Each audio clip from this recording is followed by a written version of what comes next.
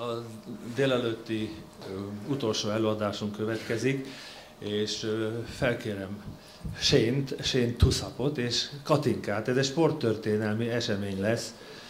Fáradjatok a mikrofonhoz.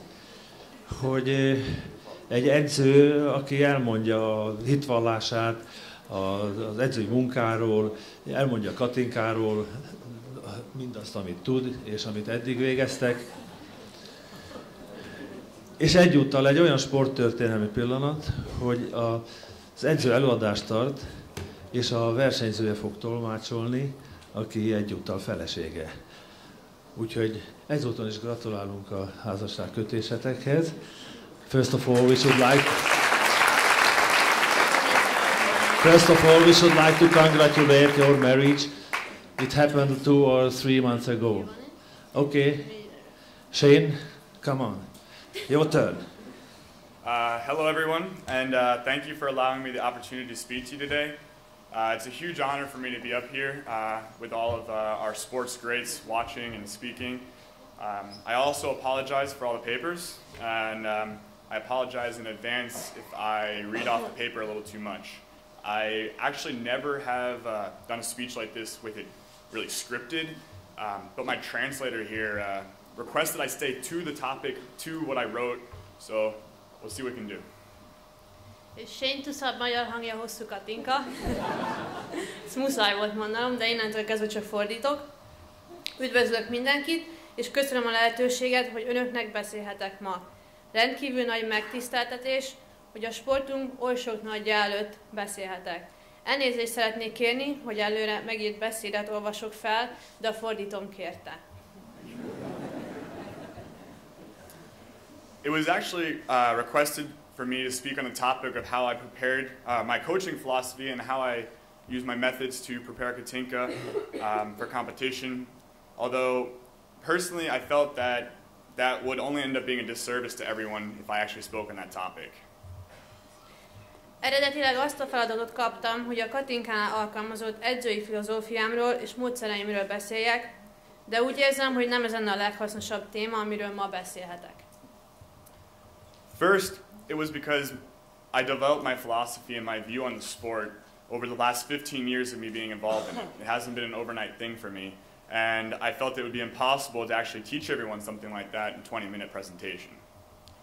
Először is azért, mivel a filozófiámat és a nézeteimet az edzősködésről az elmúlt 15 évben folyamatosan fejlesztettem a sportban való jelenlétem alatt, és egyszerűen úgy érzem, hogy a lehetetlen lenne ezt mind átadni az összes jelenlévőnek egy 20 perces előadás kereteiben. Second, it's the simple fact that as part of my philosophy, the way I coach Katinka is not necessarily the way I have so far been successful coaching someone like David, or necessarily that I would coach anyone else that came to my program the same way that I coach either of them. Másodszor pedig amiatt az egyszerű tény miatt, hogy az edzői filozófiám része, hogy ahogy Katinkával dolgozom, az nem teljesen ugyanaz a módszer, mint amivel sikereket értünk el eddig Földházi Dávidnál, vagy mint ahogy egy másik sportot edzenék. Instead, I'd like to take the opportunity today as more of an opportunity to be philosophical and raise the ideas and concerns that I see in our system as a whole, especially since so many of the respected members of our association are here and the future of our sport. Helyette ez alkalommal kihasználom a lehetőséget, hogy kicsit filozófikusabb lehessek és szólhassak néhány ötletről és aggodalomról a rendszerünk egészével kapcsolatban, különösképpen mivel a tisztelt úszószövetség oly nagy számban jelen van. The hope with this is that the ideas that I bring up will get everyone thinking, so that we can start to develop a stronger system and work together to continue to be one of the greatest countries in the sport that we ever have had. Remélem, hogy az ötletek, amiket felhozok, mindenkit gondolkodásra késztetnek, hogy együtt egy erősebb rendszert tudjunk létrehozni, és közösen dolgozva tovább is az egyik legnagyobb úszó nemzet legyünk. But before we get too philosophical, we should start with the basics. De mielőtt túl filozófikusaká válnám, kezdjük az alapokkal. In performance psychology, there's a view that learning any skill requires brief spurts of progress, which is followed by a slight decline into a plateau, typically somewhat higher than the previous plateau, and this usually continues throughout the development process. Teljesítménypszichológián van egy nézet, miszerint minden képesség elsajátításakor relatíva rövid fejlődési kiugrások vannak, amiket kevés csökkenés követ egy platóig, ami általában magasabban van, mint az előző plató. This is commonly referred to as the mastery curve, and is seen as a necessary fundamental path towards mastering any skill set. Erre általában úgy hivatkoznak, hogy tudásgörbe. Úgy gondolják, hogy ez az alapvető és szükséges út bármilyen képesség mélyebb elsajátításához. The mastery curve presented here is an ideal version. It's often not as clean and neat as we see here. But the general trend can be seen almost in all aspects of life, all skill sets. It's dominant in the field of sports as well. And that is what we as coaches and as a sports organization need to encourage. Az itt bemutatott tudásgörbe egy ideális változat, mivel gyakran nem olyan tiszta és szabályos, mint ahogy azt a példa mutatja. De az általános trend az élet minden területén megfigyelhető, dominál a sportok területén, és ez az, amit nekünk edzőként és sportszervezetként is propagálni kellene. The big problem with the mastery curve is that it's a depiction of the journey itself. And with the way society is developed, almost everything around us is pushing us not to follow this pathway. A nagy probléma az, hogy a tudásgörbe az magának az utazásnak az ábrázolása, és amilyen irányban a társadalom halad, majdnem minden lefelé taszít bennünket erről az útról. An obsession with immediate results encourages us to find quicker ways to move along this pathway, which ends up actually limiting how far along the path of mastery we can achieve. Az azonnali eredményekkel való megszállottság arra kényszerít bennünket, hogy rövidebb utakat keressünk, ami a végén tulajdonképpen behatárolja, milyen messzire juthatunk el a képességek elsajátításában. This need for results has caused three alternative pathways to develop. They're named the dabbler, the obsessive, and the hacker. Az eredmények kényszere 3 alternatív utat fejlesztett ki, amit elég nehéz volt lefordítani, a kontárt, a megszállottat és a csákányt.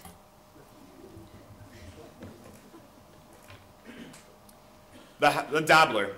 This is the person who keeps looking for new opportunity, whether it's the whole new skill set to learn or it's a new approach to the training in his sport. The dabbler is a type of athlete who switches programs every season or every couple months. A kontár az a személy, aki folyamatosan keresi az új lehetőséget, legyen az egy teljesen új képesség elsajátítása, vagy egy újfajta edzésmódszer a sportjában. A kontár az a típusú sportoló, aki minden szezonban vagy néhány havonta programot vált. Each new start for the dabbler brings a renewed love for the sport. However, after the first small spurt of progress, when the slight decline into a plateau happens, the enthusiasm quickly disappears, and the dabbler soon starts looking for new options. The dabbler develops this habit out of a need for quick results. Minden új kezdet a kontárnak egy megújult szeretet a sport iránt, de a fejlődés első jelei után, amikor a kis visszaesés után beáll a plató, a lelkesedés gyorsan eltűnik, és a kontár hamarosan új lehetőség után néz. A kontár ezeket a szokásokat a gyors eredmények iránti vágya miatt veszi fel. Bocs. The obsessive. This is the person who will not settle for second best. They understand that the results are what count, and it does not matter how they get the results. The natural plateau after a spurt of progress is seen as unacceptable, and they immediately double their effort in order to get the results back. A megszállott az a személy, aki nem elégedett a második hellyel. Úgy gondolják, hogy csak az eredmények számítanak, nem lényeges, hogyan éred el őket. A kiugrás utáni természetes plató elfogadhatatlannak tűnik nekik, és azonnal megduplázzák erőfeszítéseiket. While at first this allows the obsessive to make large amounts of progress, each spurt of progress is typically followed by a sharp decline.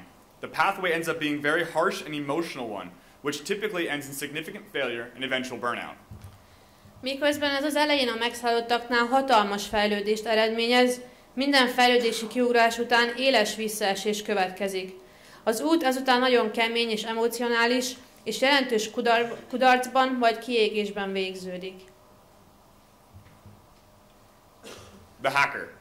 This is the person who might catch on very quickly, and they might be very talented, but they're not necessarily focused on doing everything that was required in order to be the best at their skill or sport. A csákány azok az emberek, akik könnyen felveszik a ritmust, és lehetnek nagyon tehetségesek, de nem feltétlenül eléggé fókuszáltak, hogy mindent megtegyenek, ami szükséges, hogy mesterei legyenek a sportjuknak vagy képességüknek. Once the hackers experience the level of work or effort they might need to put in order to achieve the skill or the necessary results required to raise their level of skill, they seem to be completely happy simply being good enough, and their lack of focus on the smaller aspects of their sport or skill tend to prevent them from ever moving past a specific plateau. Mihelyt egyszer megtapasztalták, hogy mennyi munkát vagy erőfeszítést kell beletenniük azért, hogy elérjék a szükséges eredményeket, amik kellenek, hogy emeljék a tudásuk színvonalát, teljesen boldognak tűnnek, szimplán azzal, hogy elég jók, és az összpontosításuk hiánya a tudás elsajátításának kisebb aspektusai felé megakadályozzák őket, hogy egy bizonyos platón túljussanak.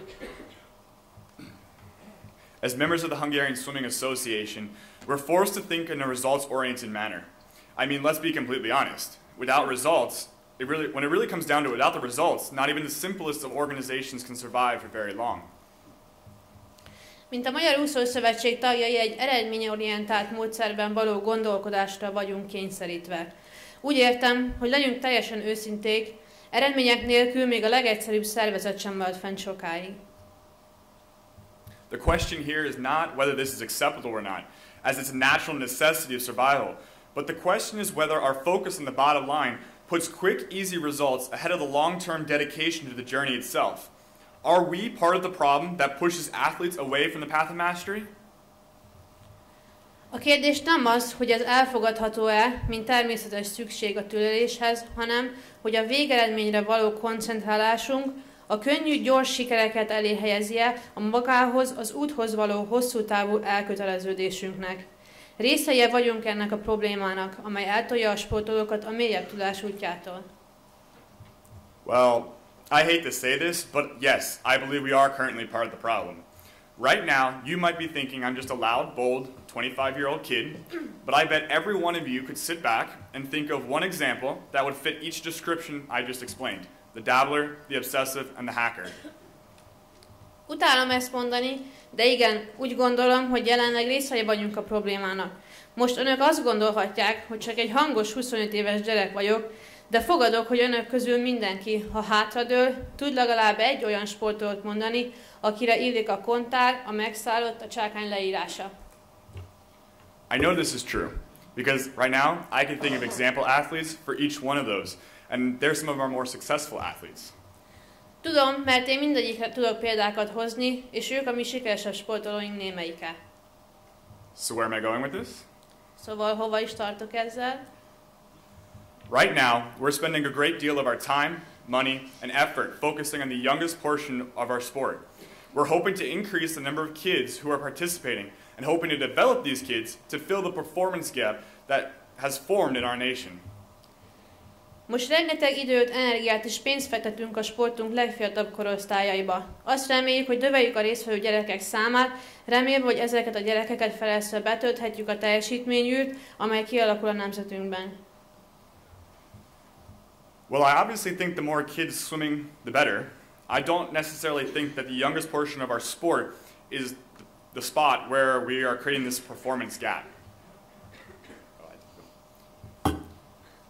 The actual training system and the developmental process is solid. Honestly, I feel it's part of the backbone to what I've started to do with Katinka, and now I'm trying to do with David. Habár nyilvánvalóan úgy gondolom, hogy minél több gyerek úszik, annál jobb, nem hiszem, hogy a sportunk legfiatalabb rétegek rája ezt az űrt a teljesítményben. Hiszen a jelenlegi edzésmódszerek és fejlődési folyamatok működnek. Személy szerint úgy érzem, hogy ez a magyar edzésrendszer adja a gerincét annak, amit Katinkával elkezdtem, és amit most szeretnék Dáviddal is megcsinálni. The way I see it, the point where we fail our athletes is the moment when the youth need to make the jump from the junior national level to the senior national level. Ahogyan látom, ahol elveszítjük a sportolóinkat, az az ugrás az ifjúsági válogatott szintről a felnőtt válogatott szintre. For those athletes that are on the junior national team, they get 1 year after they're too old for junior level competitions in order to get themselves onto the national team. This almost always requires a huge jump in performance levels. Sometimes this requires a FINA A cut, or it could possibly mean they need to beat one of the best in the world in their best event. Azon sportolók, akik az ifjúsági válogatottban vannak, csak egy évük van, miután kiöregettek a junior versenyekről, hogy bekerüljenek a felnőtt válogatottba. Ez szinte mindig egy hatalmas teljesítményugrást igényel, néha szükséges egy FINA A szint, vagy akár azt is jelentheti, hogy meg kell verni a világ egyik legjobbját a főszámában. Now let's not forget, this typically takes place around the same time these athletes are experiencing many other changes in their life. There are a number of choices to be made at this time. Do I continue to train and push off starting a career? Will my parents support me if I continue to focus on swimming? And what if I don't make the national team? How about then? Ez általában ugyanakkor történik, amikor a legtöbb ezen sportolók közül sok változást tapasztal életében, és sok döntést kell meghozni. Folytatom az edzést és kitolom a civil karrierem kezdetét? A szüleim támogatni fognak-e, ha továbbra is az úszásra koncentrálok, de nem leszek válogatott? The big questions in this topic that we should be asking ourselves are, how many athletes actually make the jump from the junior national team to the senior national team successfully? And for those athletes who don't make the jump successfully, how many continue through their first year? How about their second year? What about the third? Finally, how many talented athletes do we actually lose at this point in time in their career? A fontos kérdések, amiket fel kell tennünk magunknak. Sportolóink közül hányan csinálják meg sikeresen az ugrást a junior válogatottból a felnőtt válogatottba? Azok közül a sportolók közül, akik nem csinálják meg az ugrást, hányan folytatják még egy évig, 2-ig, 3-ig? Végül pedig tulajdonképpen hány tehetséges sportolót veszítünk el karrierjük ezen pontján? Losing these swimmers is what hurts our depth in the sport. Each year we lose these swimmers, we increase the gap between the few amazing swimmers and the developmental swimmers. Simply increasing the number we start with might only increase the number we lose at this point in their career. This might be the hole in our bucket, and simply adding water doesn't always help. Ezen sportolók elvesztése bántja a mélységünket a sportban. Minden egyes évben, amikor elveszítjük ezeket a sportolókat, növekszik az űr a néhány nagyszerű úszó és a fejlődő úszók között. Ha egyszerűen növeljük a kiindulási számokat, akkor lehetséges, hogy szimplán növeljük azokat a számokat, akiket elveszítünk az út részén. Ez lehet, hogy úgymond a lyuk a büdrön, és több víz hozzáállása nem lehet mindig segítség.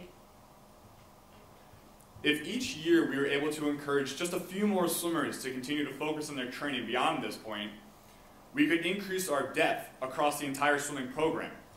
Increasing the depth of our group would, just below the national team, but just above the junior national team, would have an influential effect on both teams, forcing a theoretical increase of quality across the entire Hungarian program.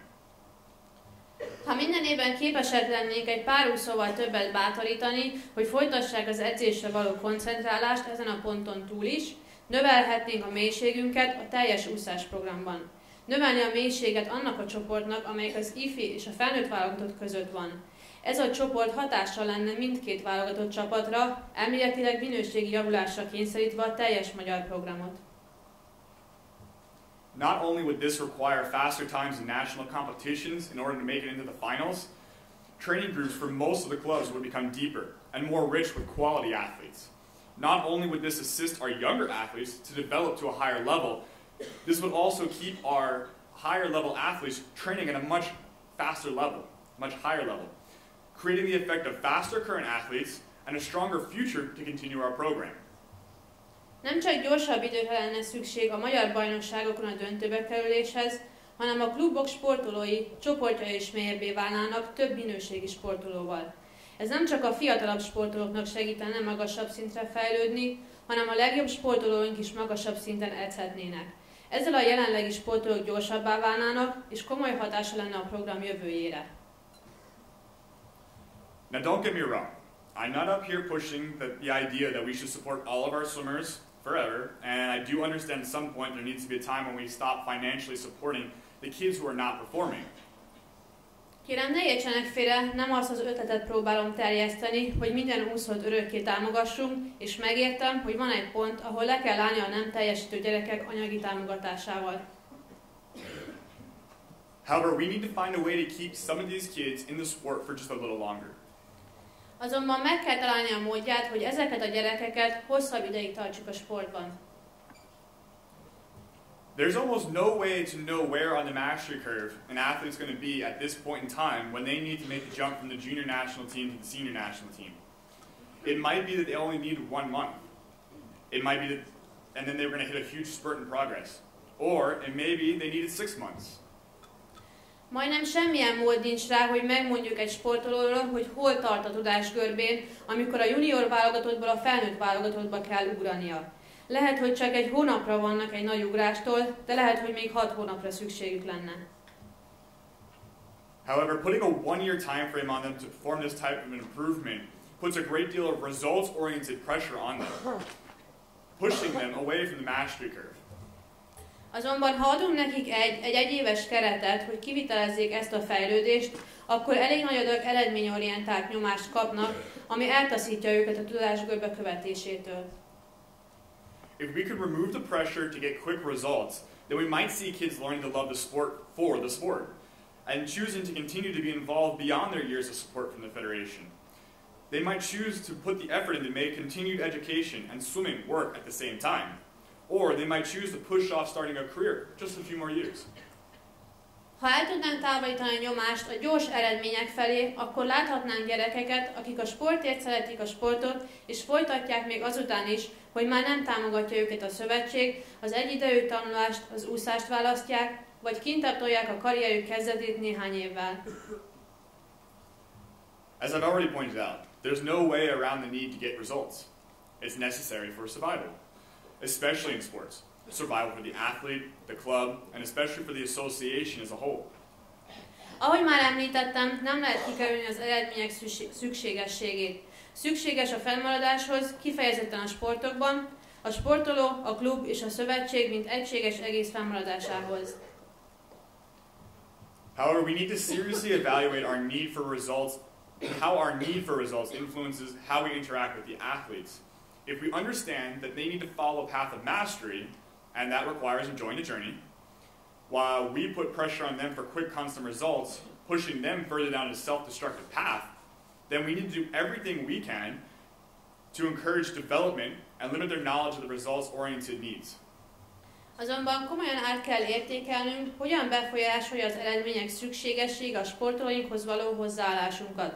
A tudás útját kell követnünk, és ehhez az utazás élvezete szükséges. Ha nyomás alá helyezzük a sportolókat a gyors, állandó eredményekért, az egy önromboló úton indítja el őket. Akkor nekünk, edzőknek, vezetőknek kell megtennünk mindent azért, hogy bátorítsuk a sportolók fejlődését, és behatároljuk tudásukat a mi eredményorientált szükségeinkről. I'm going to be completely honest. There's no easy fix. This speech and I don't have any answers or even a suggestion of an answer.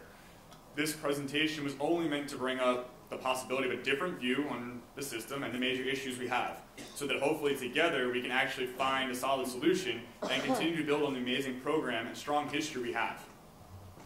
Erre nincs könnyű megoldás, ebben a beszédben nincsenek megoldások, még csak javaslat sincs megoldásra. Ennek az előadásnak az volt a célja, hogy bemutassam egy másik lehetséges nézőpontot a fő problémáinkat illetően, így együtt remélhetően találunk hatásos megoldást, és tovább tudunk építkezni a sikereken, amiket eddig elértünk. Köszönöm.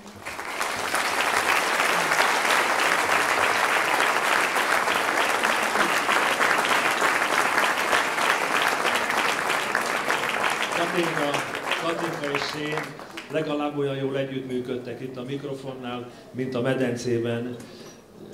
Biztos vagyok benne, hogy a közös sikernek ez az útja. Shane, congratulations Katinka and Shane. Thank you very much. It was very nice. Azért nagyon érdekes, mert a másodpercen, méteren kívül hallottunk olyan filozófikus gondolatokat, amivel érdemes foglalkoznunk, egy kicsit kibővíteni a tudásunkat, és talán erről vitatkozni. Köszönöm szépen még egyszer, és szünet következik, 15 perc múlva folytatjuk. A szünetben egy filmet fogunk vetíteni, Gyerekálmok címmel.